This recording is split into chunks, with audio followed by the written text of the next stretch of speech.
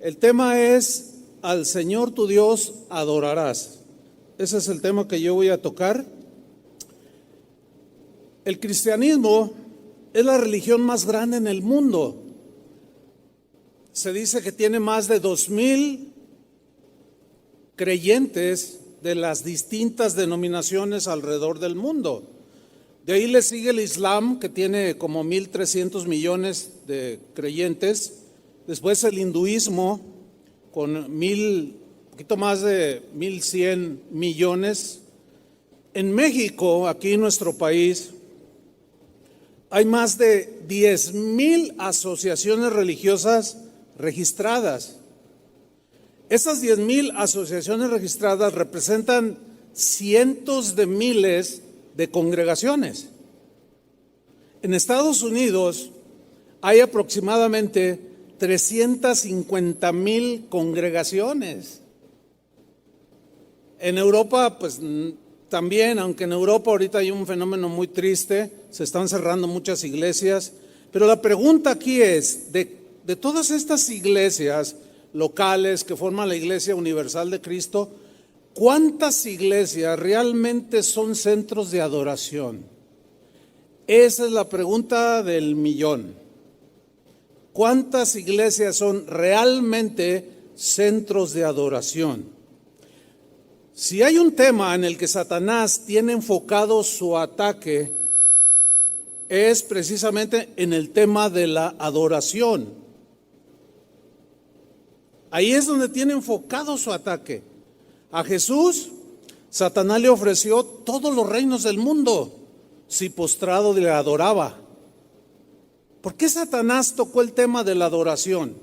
¿Qué tan importante será entonces este tema que en una de las tentaciones de Satanás a Jesús le dijo: todo esto te doy si postrado me adores? Bueno, ¿será importante este tema de la adoración? Por supuesto que sí. Si es importante, o el más importante, como trataré de explicarlo, esto nos hace ver que la adoración a Dios no es algo opcional. ¿Por qué? Porque es la actividad más esencial de un cristiano. No es si me gusta o no me gusta adorar, es que en esencia el cristiano adora. Jesús dijo que es necesario que los adoradores, ¿qué? Adoren. Es la esencia. La adoración es la prioridad número 1 de la iglesia y de cada cristiano en particular. En el mandamiento que Dios le dio a Israel, su pueblo, le dijo: no tendrás dioses ajenos delante de mí.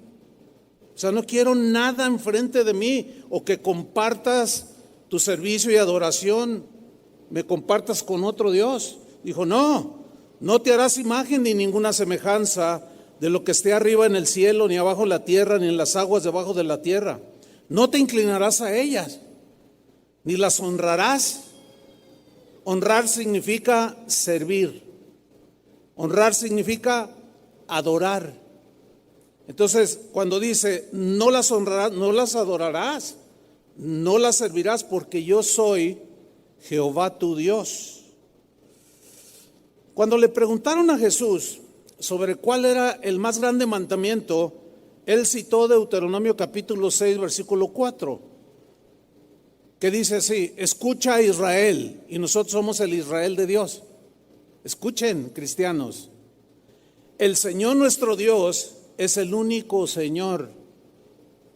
Ama al Señor tu Dios con todo tu corazón, y con toda tu alma, y con todas tus fuerzas. Ese es el más grande mandamiento.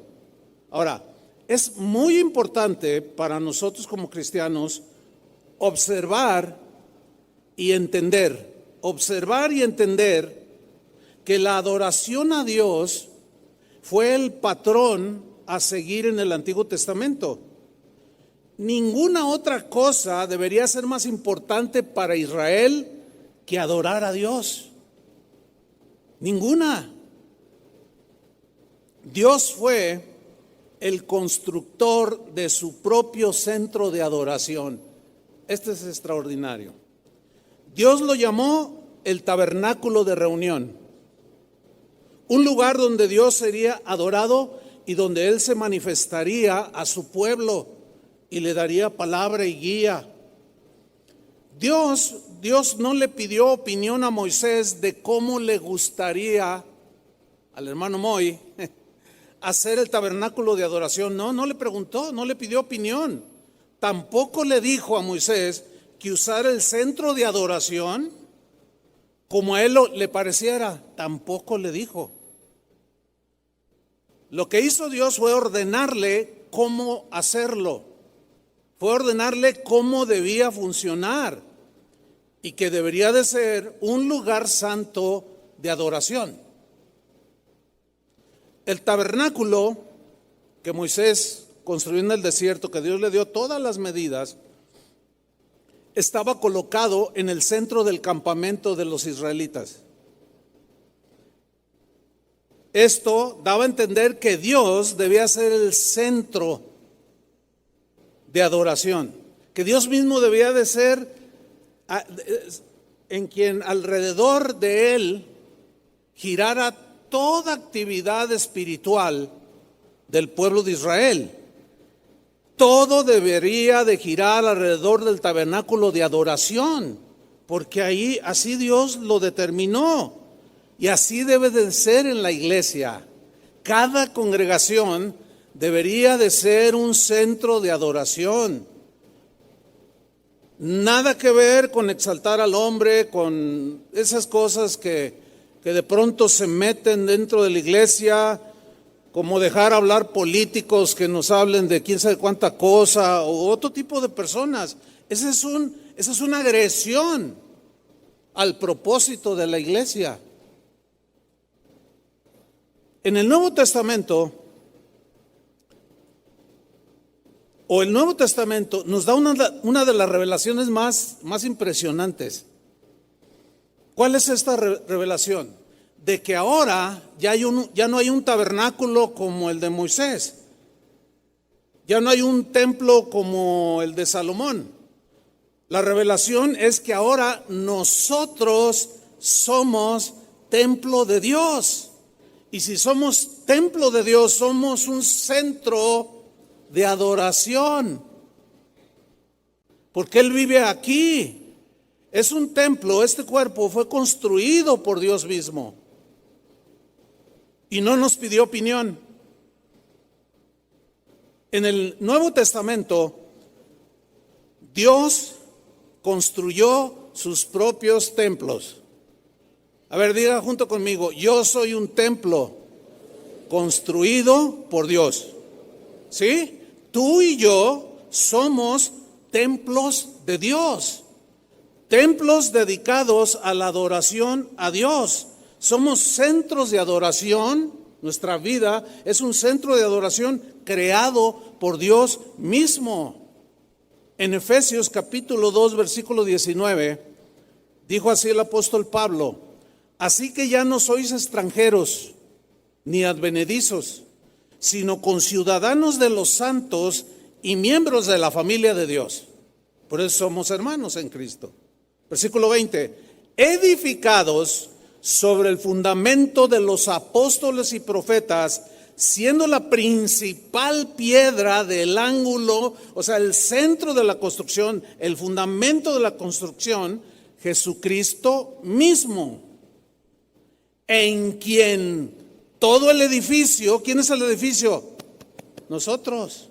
En quien todo el edificio, bien coordinado, va creciendo, madurando para ser un templo santo en el Señor, en quien vosotros también sois juntamente edificados para la morada de Dios, en este templo, en el Espíritu. A mí me preocupa que cristianos en el presente siglo cuestionen o duden o hagan preguntas sobre el uso del templo. Todavía preguntan algunos cristianos cosas como: ¿hago mal oír música del mundo? A ver, espérame. eres un templo de Dios. ¿Sí o no?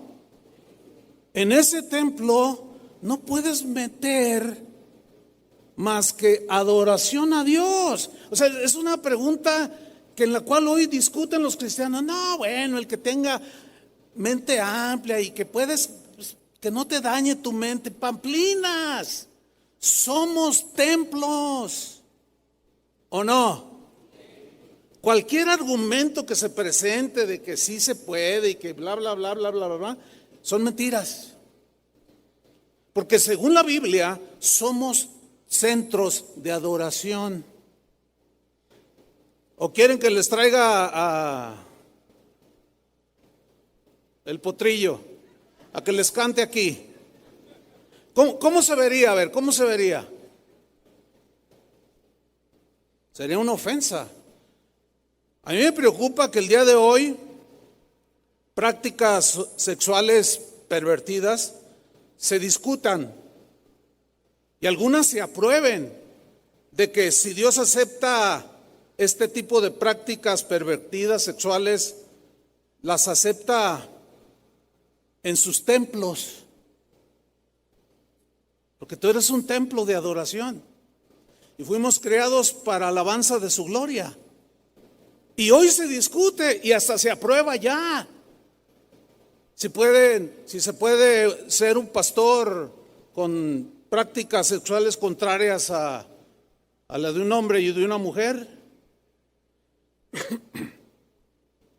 Primera de Corintios capítulo 3 versículo 16 dice así, en la versión al día: ¿acaso no saben que ustedes son un templo de Dios? Más claro que el agua no puede ser, ¿eh? ¿Acaso no saben que ustedes son un templo de Dios? Ahora yo les pregunto a ustedes, Pablo hizo la pregunta a los corintios, yo se los hago. ¿Acaso no sabías que tú eras un templo de Dios? Les pregunto, ¿no sabías? Porque si tú no sabes que eres un templo de Dios, por eso metes tanta basura y no hay adoración genuina de espíritu. Dios es difícil que more allí. Sigo con el texto. ¿Acaso no saben ustedes que son un templo de Dios y que el Espíritu de Dios vive en ustedes? ¿Qué no saben? Les dijo Pablo. Versículo 17. Ustedes son el templo santo de Dios. Y en el Antiguo Testamento el templo, el tabernáculo y el templo fue construido para la adoración a Dios. Ustedes son el templo santo de Dios. A cualquiera, escuchen bien, lean con entendimiento, a cualquiera quien sea que destruya su templo, o sea, el templo de Dios, tu cuerpo, Dios también lo destruirá. No necesito explicarles este versículo. Hermanos, nada ha cambiado en el Nuevo Testamento respecto al patrón de adoración, nada ha cambiado. En el primer libro del Nuevo Testamento, por ejemplo, el libro del Evangelio de Mateo, vemos este patrón de adoración. Vemos Mateo 2, versículo 11, cuando los sabios de Oriente vinieron y lo adoraron. Al entrar en la casa vieron al niño con su madre María y postrándose, ¿qué hicieron? Lo adoraron, que era una postración literal de doblar su rodilla y hacer reverencia. Y lo adoraron a Jesús de pequeño. Y abriendo sus tesoros le ofrecieron presentes, oro, incienso y mirra. En otra ocasión, un leproso vino delante de Jesús y se postró y lo adoró. Y en esa adoración le hizo una petición, porque adoración es rendirse. Dice en Mateo 8:2, y aquí vino un leproso y se postró ante él. La palabra que aparece aquí es la que Janet explicaba en la mañana, proscuneo, que es postrarse literalmente. Pero no solo es el cuerpo físico, sino es el corazón, es el espíritu, es la mente. Porque al postrarse se está reconociendo que no hay Dios como Él. que no hay otro más grande que Él, que no tenemos a otro Dios ajeno delante de Él. Porque aún nosotros podemos hacer de nosotros mismos un Dios.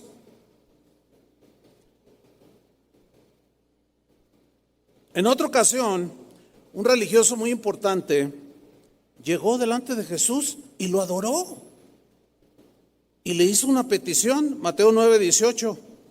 Mientras Jesús hablaba, dice, llegó un jefe de los judíos, se postró delante de él y le dijo: mira, mi hija acaba de morir, pero ven, pon tu mano sobre ella y vivirá. Antes de pedirle, ¿qué hizo? Lo adoró. Se postró y lo adoró. Vemos también el caso de los discípulos de Jesús. Después de que lo vieron caminar sobre el agua, estaban pues bien impactados. Y dice en Mateo 14:33, entonces los que estaban en la barca vinieron, ¿y qué hicieron? Le adoraron. No hicieron otra cosa más que le adoraron, diciendo: verdaderamente eres hijo de Dios. Después vemos el caso de una mujer cananea, una mujer no judía, una pagana.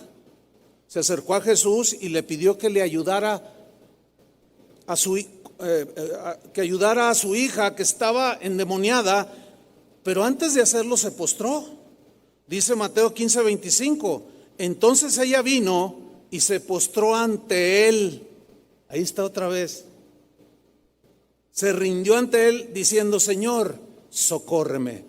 Pero primero se postró y le adoró. ¿Será importante entonces la adoración, hermanos? Por supuesto que sí. Un ejemplo más: después de que Jesús resucitó, se le apareció a sus discípulos y lo primero que hicieron, ¿qué creen que fue? Lo adoraron. Porque ellos como judíos sabían de ese principio dado hacía miles de años atrás a Moisés. Y cómo siguieron todos los hombres de Dios, las mujeres de Dios, eran adoradoras de Dios. Dice en Mateo 28:17, y cuando le vieron, o sea, ya resucitado, ¿qué hicieron? Le adoraron. Donde quiera que Jesús estuvo, recibió adoración. Y Jesús está aquí, y está en cada congregación, y está en todos lados, porque Él es omnipresente. Y donde quiera que Él anduvo en esta tierra, Él recibió adoración. Hombres y mujeres adoraron al Señor siguiendo el patrón de la adoración del Antiguo Testamento.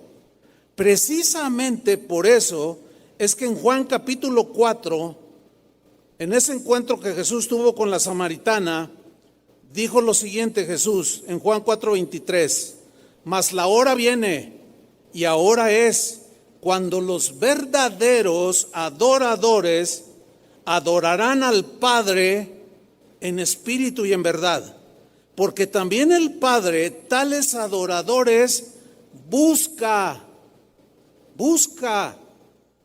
Ese verbo buscar habla de buscar algo, pero no la ligera, ay, estará por aquí, no, habla de una búsqueda afanosa, buscando como, ahorita es como una aguja en un pajar. No es muy común los cristianos adorar, no es muy común ver a los cristianos, verlos rendidos ante Jesús. Y como dice ahí, y como dice acá, no es muy común el día de hoy. Y cada quien hace de su vida lo que quiere y se les olvida que son el templo, que somos el templo de Dios. Apocalipsis, el último libro de la Biblia, mencioné del primer libro del Nuevo Testamento. No tendría el tiempo para mencionar todo el Nuevo Testamento de las citas que hablan de la adoración, pero quise ser nada más empezar por Mateo y terminar Apocalipsis, último libro de la Biblia. Está lleno de adoración, hermanos. Hay una bestia por ahí que hace mosca. Hay un anticristo que finalmente será derrotado. Y la gente se enfoca más en eso que en la adoración. Si esta conferencia fuera la revelación del anticristo que vendrá, estaría abarrotadísimo, créamelo. Es bien fácil comprobarlo.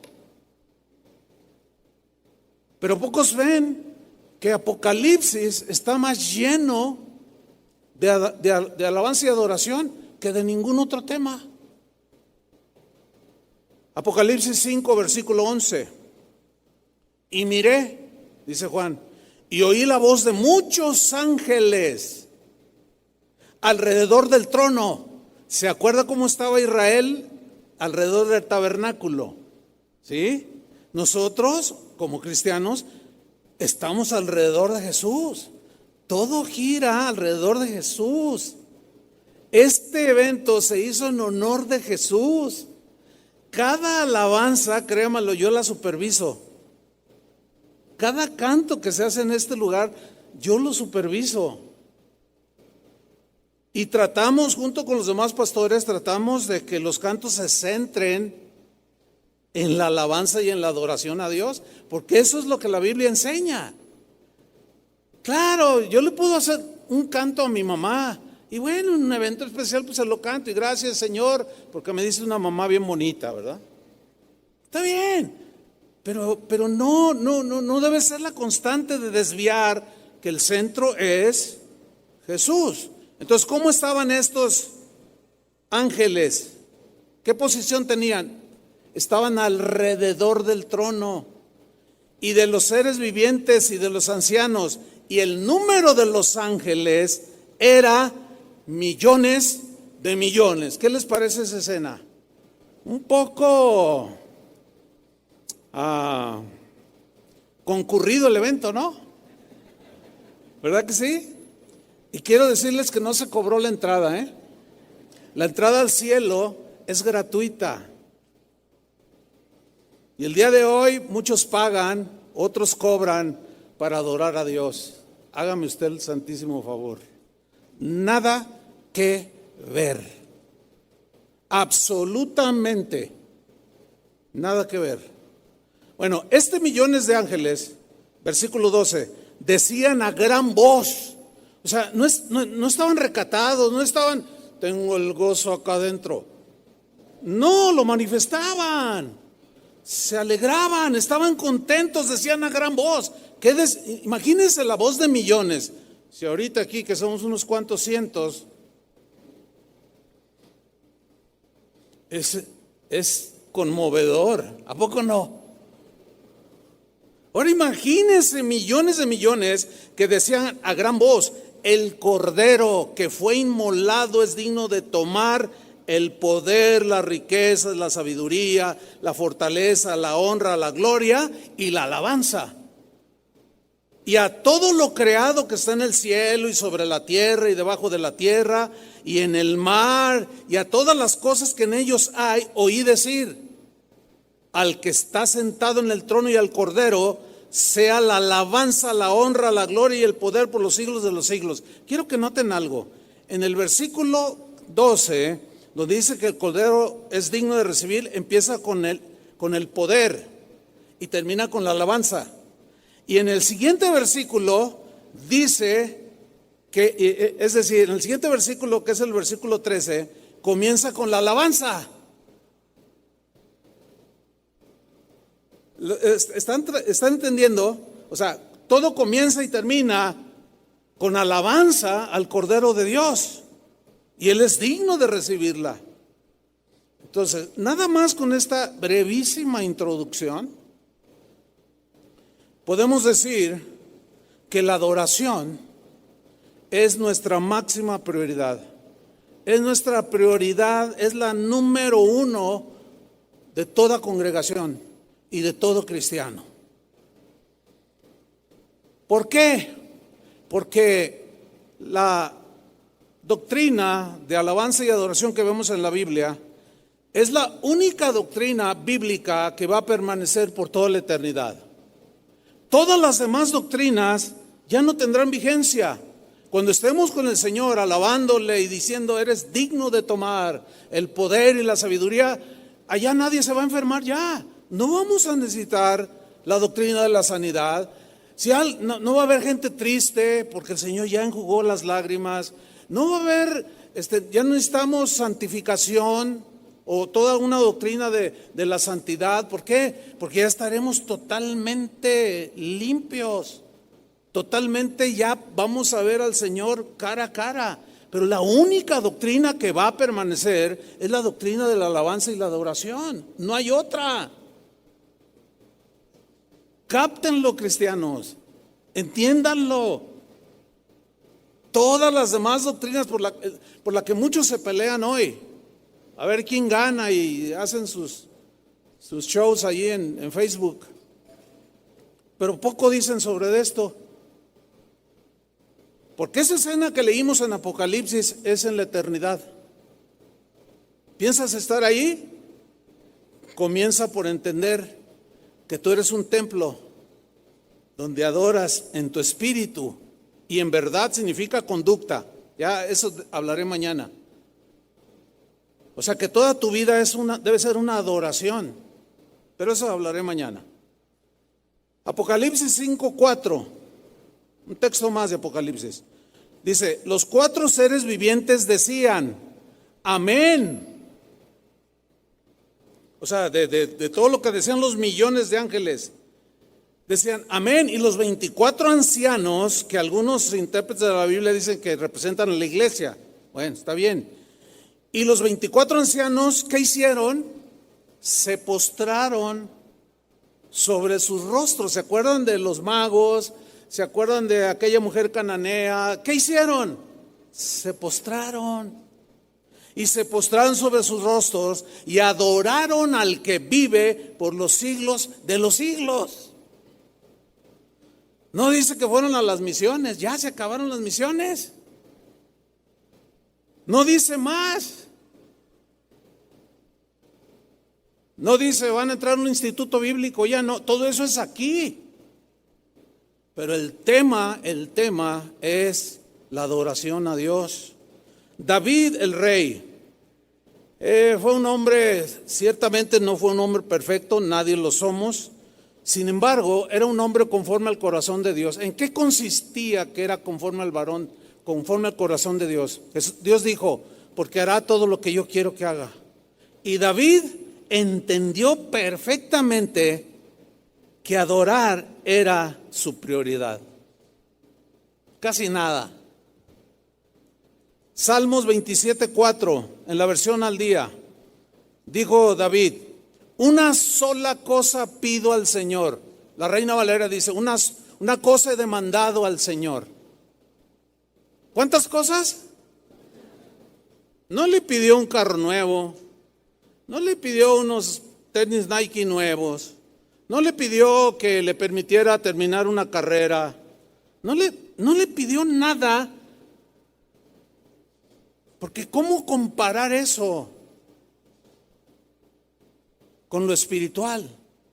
Entonces dice David, una sola cosa le pido al Señor y es lo único que persigo. ¿Qué persigues tú? David perseguía eso que le pedía al Señor. ¿Qué era lo que él perseguía con tanto ahínco? Habitar en la casa del Señor todos los días de mi vida, para contemplar la hermosura del Señor y recrearme en su templo. Claro, él se refería al templo material, porque ahí habitaba Dios, un templo que Dios ordenó que se construyera para que lo adoraran. Y ahí es donde David quería estar. Pero como ya mencioné, en el Nuevo Testamento ya tenemos una revelación más profunda. Nosotros somos el templo. Somos centros de adoración. David decía, es lo único que persigo. ¿Qué cosas persigue la iglesia aquí? La primera cosa y prioritaria que debemos de perseguir es que estemos en su presencia. Que tengamos la presencia de Dios en nuestras vidas. Porque hay templos vacíos. Hay templos donde Dios parece como que no está. Pero hablaré un poco más adelante sobre eso. Hay una historia muy bonita, a mí me gusta mucho. y se las voy a compartir. Está en Lucas capítulo 10, versículo 38. Lucas 10, 38. Era una familia compuesta por 3 hermanos. Una se llamaba Marta, María y Lázaro. Y sucedió algo muy interesante. Vamos a leerlo en Lucas 10, 38. Aconteció que yendo de camino, o sea, Jesús entró en una aldea y una mujer llamada Marta lo recibió a Jesús en su casa. Esta tenía una hermana que se llamaba María, la cual, cuando ve a Jesús entrar a la casa, sentándose a los pies de Jesús, ¿qué hacía? Dígalo fuerte. Oía su palabra. Oír aquí significa literalmente ponía mucha atención a lo que Jesús decía. Sigamos. Versículo 40. Pero Marta se preocupaba con muchos quehaceres. Y acercándose dijo: Señor, ¿no te da cuidado que mi hermana me deje servir sola? Dile pues que me ayude. Mira, aquí vemos a esta señora Marta y a María. Marta representa a aquellos que quieren servir al Señor, y está bien servir al Señor, por supuesto que sí. Pero María representa a los que tienen el orden de adoración. Y el orden de adoración es adoración y servicio. Después servicio. Eso fue lo que le respondió Jesús a Satanás cuando le dijo: todo esto te doy si postrado me adorares y me sirves, porque adoración también es servicio. Y Jesús le dijo: escrito está, al Señor tu Dios, número 1, adorarás, y número 2, al Señor servirás. Entonces, fíjate cómo hay cristianos que tienen el orden invertido, sirven, pero no pueden tomarse un tiempo para allí a solas, o a veces hasta cuando nos reunimos como congregación, están distraídos. Es muy triste cuando se está predicando la palabra de Dios o se está en la adoración a Él y suena tu celular y te sales a responder. No te imaginas la falta de respeto que es eso. Porque es como diciendo: ¿sabes qué, Señor? Discúlpame, pero hay algo más importante que debo atender. Discúlpame, Señor, pero hay alguien más importante que tú. No me interesa mucho que tú estés aquí, ni me interesa mucho lo que estés diciendo. Yo voy a ir a contestar porque a lo mejor es cerrar el negocio mañana con mi cliente. ¿Están entendiendo? No tienen el mínimo sentido de adoración. Luego uno les llama la atención, les dice, les enseña y se enojan algunos, se molestan. Ay, qué enojón. No, espéreme. ¿A poco si su hijo le falta el respeto a usted y su esposo ve que su hijo le falta el respeto, ¿a poco se queda muy, ay, sí, hijo, ándele, sí? ¿Verdad que no? Se lleva una reprimenda, por supuesto que sí. En la casa de Dios hay orden y hay una persona importante. Y esa persona es Jesús.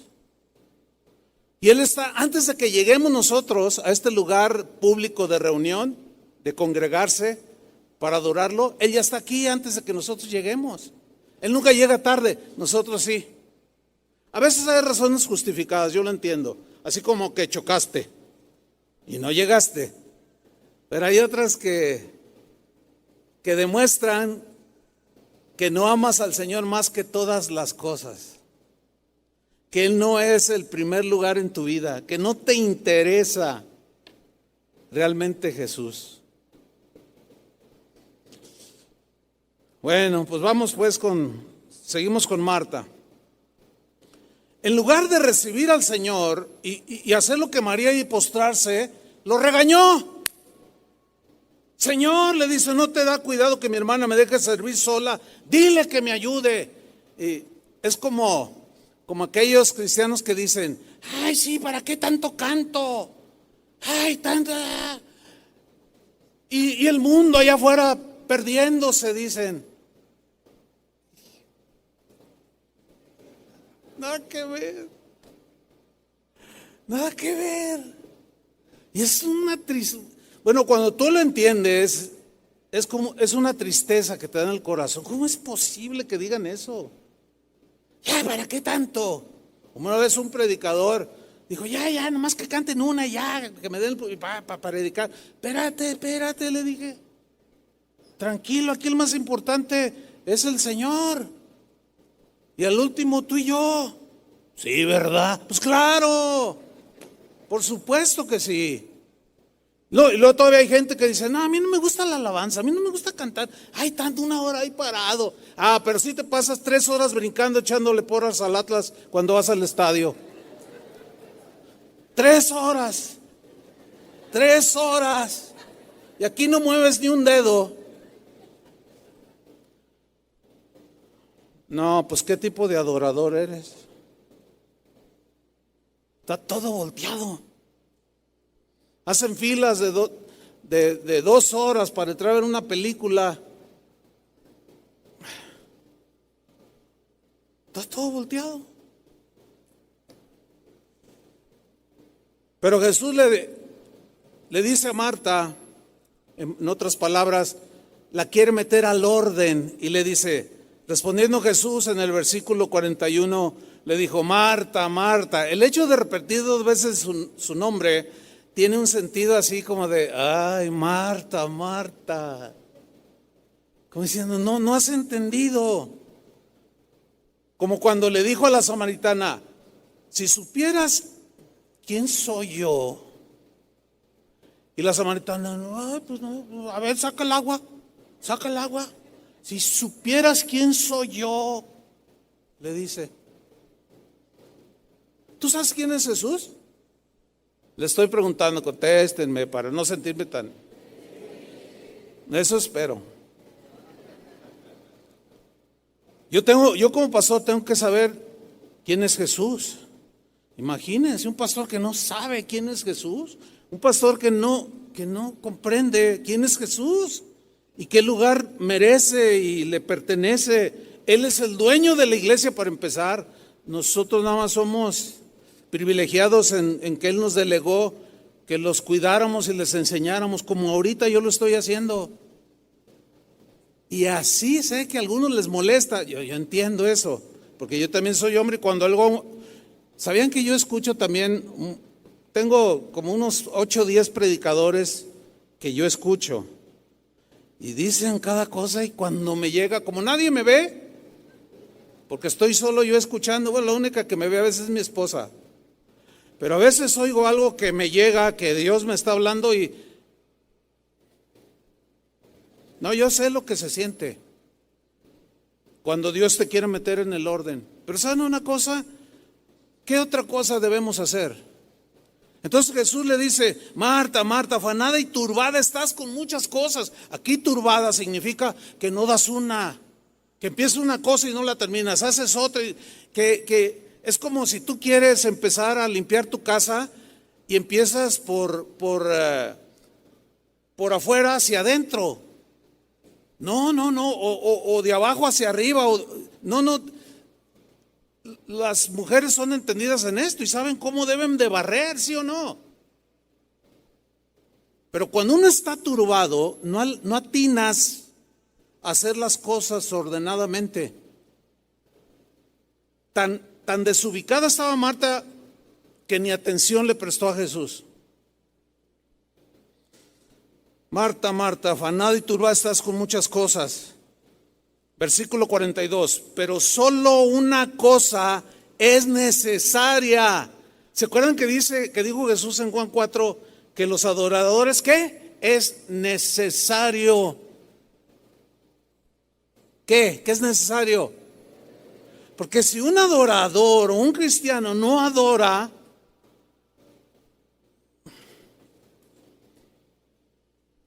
por eso están turbados y afanados con un montón de cosas y no atinan y siempre andan patinando. Pero fíjate, dice, solo una cosa es necesaria y Marta ha escogido. Aquí habla ya de la voluntad, porque escoger tiene que ver con la voluntad. Ella ha escogido la buena parte, la cual no le será quitada. ¿Cuál era la buena parte? ¿Qué hizo cuando entró Jesús? Llegó, yo me imagino su carita, ¿verdad? Así, que lo vio y sin hacer ruido.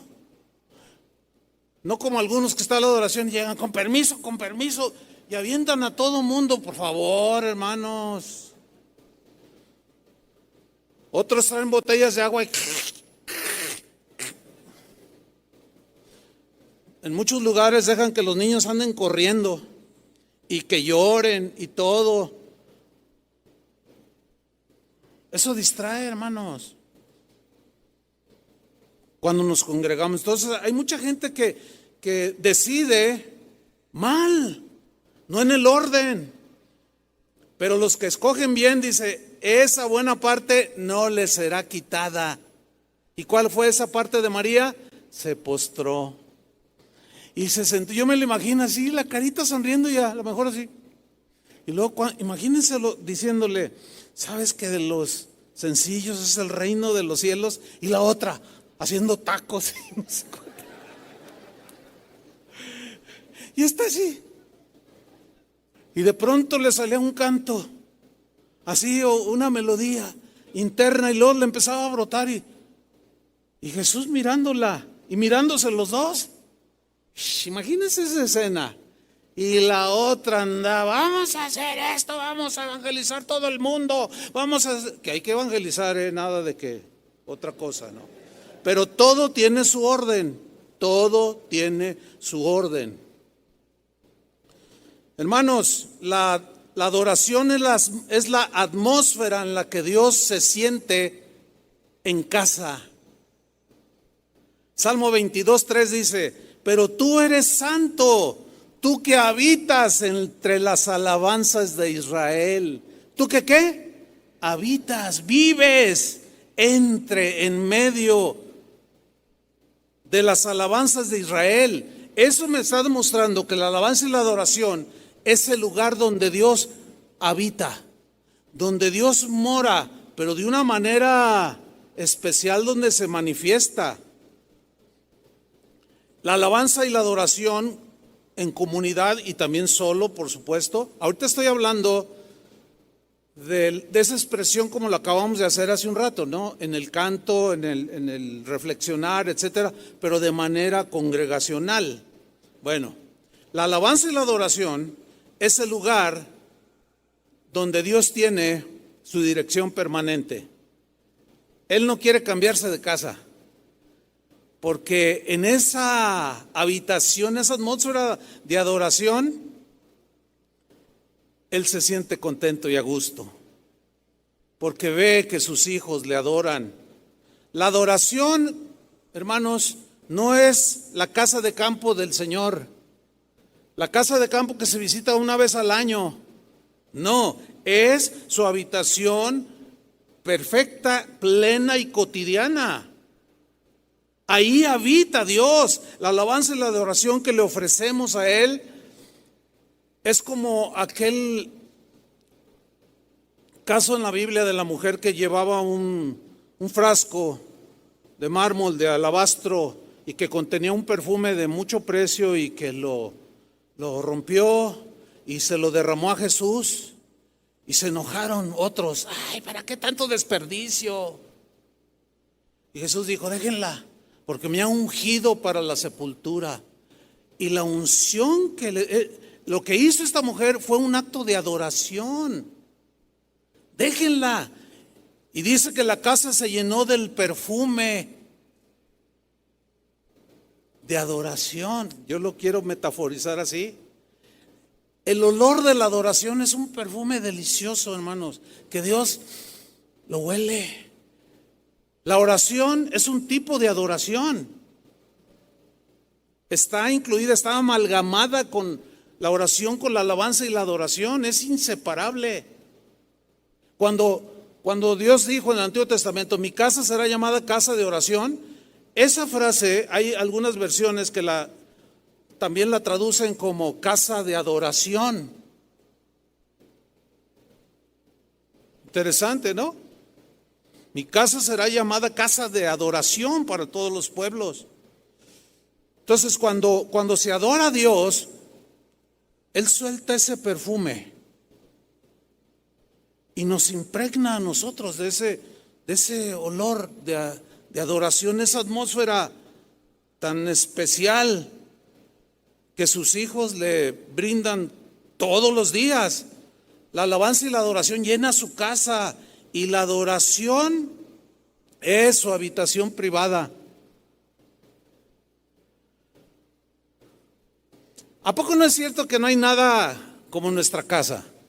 Hace unas semanas atrás estuvimos allá en Cancún. Ay, Cancún, suena bien, ¿no? ¿Estuviste en Cancún? Sí. Oh.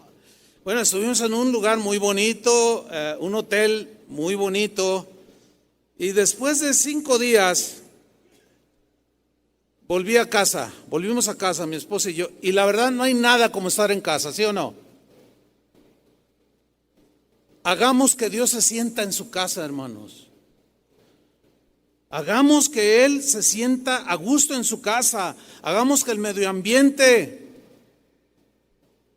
cuando nos reunimos, sea de alabanza y de adoración. Cuando alabamos y adoramos al Señor, suelen suceder muchas cosas.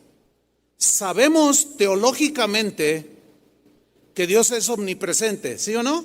Ese es un concepto teológico, ¿no?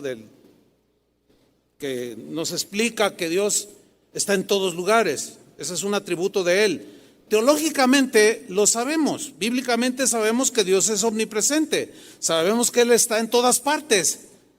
Es verdad, ciertamente Él está en todas partes, sin embargo, no se manifiesta en todas partes. A ver, les voy a hacer una pregunta.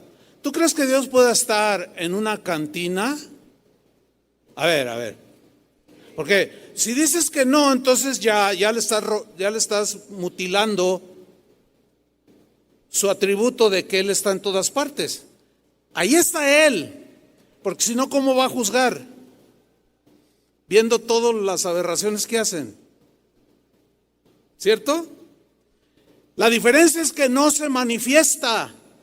Ahí está, pero no se manifiesta. ¿Alcanzan a ver la diferencia o no? ¿Sí la entienden? Es decir, miren, ¿se acuerdan? Casos rápidos así, para irnos sobre el final. ¿Se acuerdan cuando Josafat en el Antiguo Testamento tenía una guerra que era de vida o muerte contra los amonitas y los moabitas? ¿Cierto?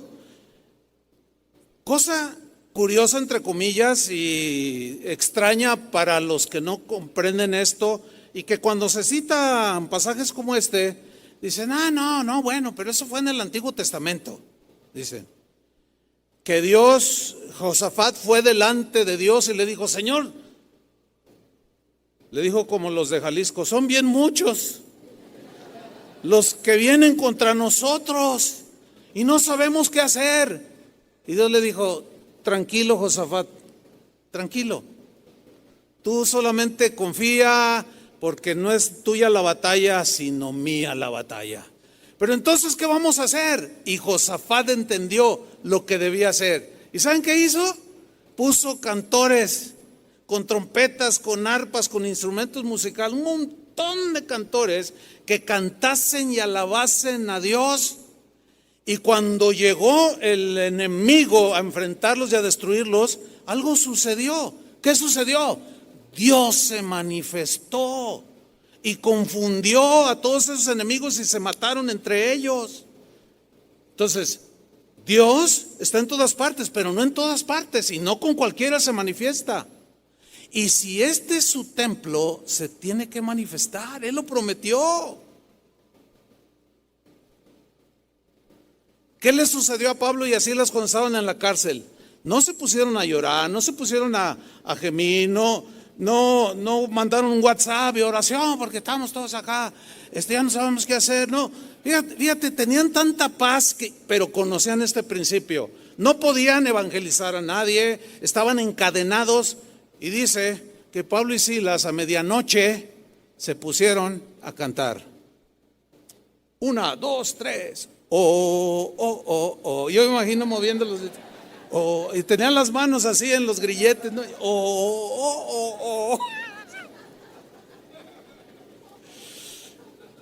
¿Cómo cree que se pusieron a cantar?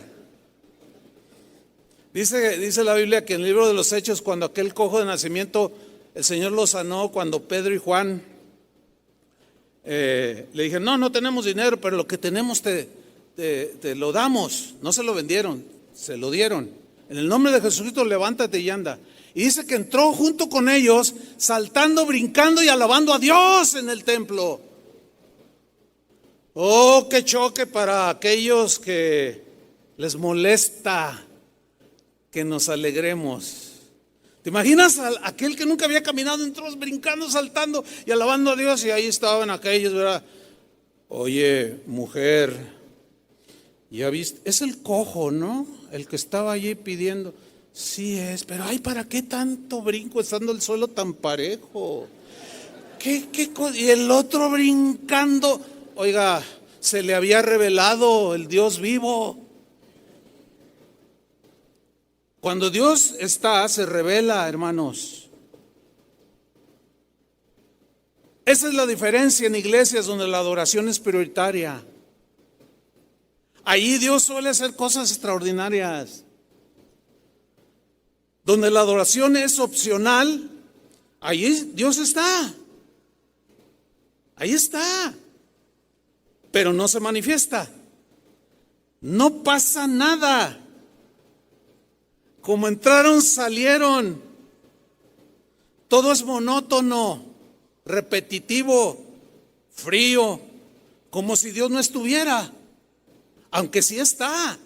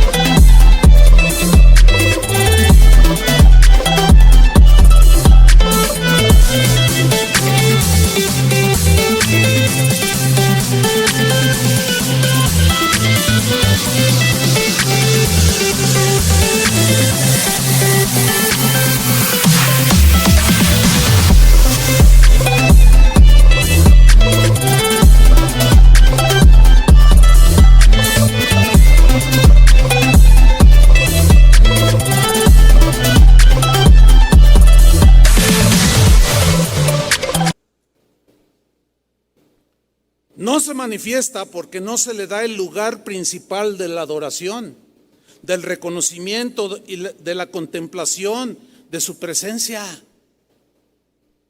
Todos afanados ya por irse. Cada vez más las reuniones de los cristianos duran menos tiempo. No, aquí nada más 2 cantos y 10 minutos de predicación, porque la gente, está comprobado científicamente que la gente no puede recibir más de lo que quién sabe qué, porque está sentado y quién sabe qué tanto rollo. Yo siempre les pregunto a los que dicen, ¿estudiaste en la universidad? Sí, soy abogado. ¿Cuántas horas te sentabas en el aula todos los días cuando ibas a la... ¿Y qué? Y no aprendiste, entonces es un pésimo abogado, no se te pegó nada. No inventen. No inventen. Son argumentos tan simples, tan manifiestos de que en verdad no les interesa Jesús. No les interesa. Y Jesús dice, Marta, Marta, afanada y turbada estás con tantas cosas. Hermanos, Dios exige adoración porque es su ambiente natural. En el cielo, en este momento, los ángeles que no se rebelaron, los que permanecieron fieles, lo adoran. Él quiere manifestarse y hacer maravillas en medio de nosotros. Pero necesitamos adorar.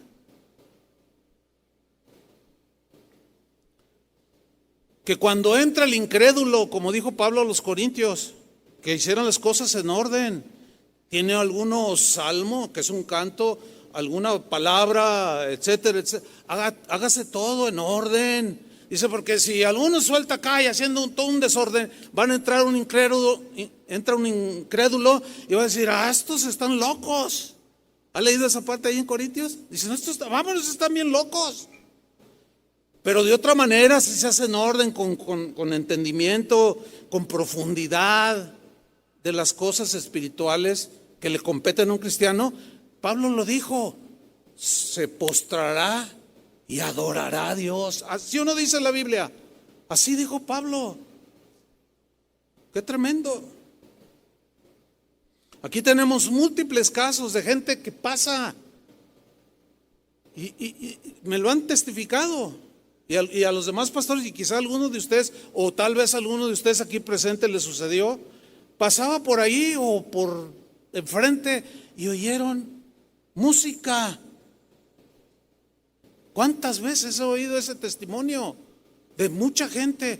Y yo me detuve y alguien que estaba en la puerta me dijo, pásele, pásele, pásele. Y cuando apenas entré allí, empecé a llorar. Esas letras, esos cantos tocaron mi corazón. No fueron los cantos, fue Dios que estaba manifestándose, reposando en medio de las alabanzas de su pueblo. Y Él exige, ordena alabanza y adoración.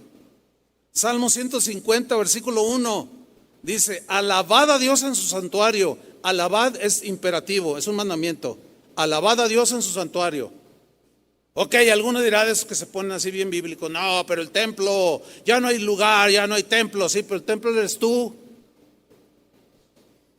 Alabad a Dios en su santuario, alabadle en la magnificencia de su firmamento, alabadle por sus proezas, pero si no hace nada, ¿de qué lo alabo?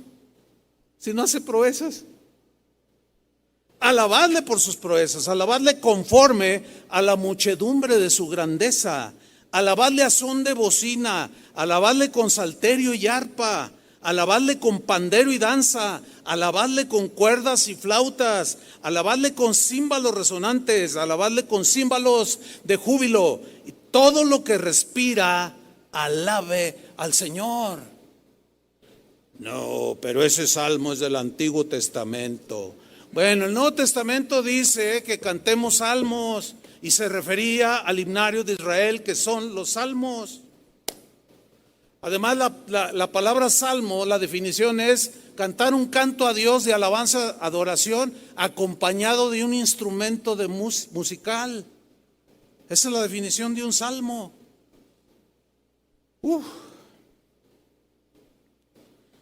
Dios se daba a lo suyo y obraba, manifestándose a su favor cuando obedecían y le adoraban en cualquier circunstancia. ¿Se acuerdan de la aflicción de Job? Que se mueren sus hijos, pierde todas sus pertenencias y en lugar de reaccionar como alguien muy natural, reaccionó como un verdadero adorador. Dice que se postró y adoró a Dios. Se postró y adoró a Dios. Abraham hizo lo mismo. Lo primero que hizo Abraham fue construir un altar para ofrecer un sacrificio de adoración a Dios. ¿Por qué? Porque toda esa gente y el Nuevo y Antiguo Testamento nos revelan que la alabanza y la adoración es la atmósfera perfecta para que Dios se manifieste y favorezca a su pueblo. Su presencia nos conmoverá. ¿A poco no se conmueven? Su presencia nos ministrará.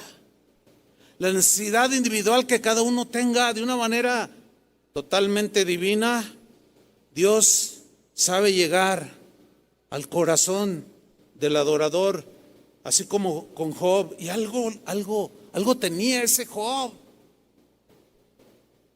En lugar de blasfemar, que por cierto la esposa le dijo, ya blasfema a Dios y muérete. No, ¿cómo? Dice, no. Su presencia nos consolará, nos sanará, nos libertará. Hermanos, que nuestras congregaciones sean centros de adoración. ¿Cuántos dicen amén? Y finalmente, Mateo 4:8, otra vez le llevó el diablo a un monte muy alto y le mostró todos los reinos del mundo y la gloria de ellos, y le dijo: todo esto te daré si postrado me adorares. Entonces Jesús le dijo: vete, Satanás, porque escrito está: al Señor tu Dios, número uno, ¿qué? Adorarás y a Él solo servirás. Escuchen bien. El concepto generalizado de servir a Dios, o hay un concepto, mejor dicho, generalizado acerca del servicio a Dios, que, como dije hace un momento, se afirma de manera despectiva.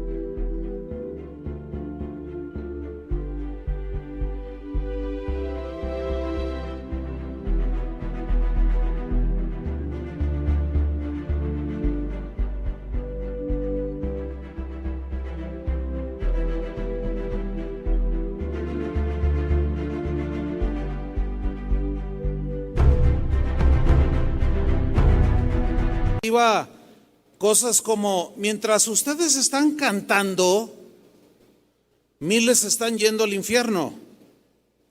Salgamos de nuestros templos y busquemos a los perdidos, dicen. Y yo estoy de acuerdo con eso, pero en el orden, ¿verdad?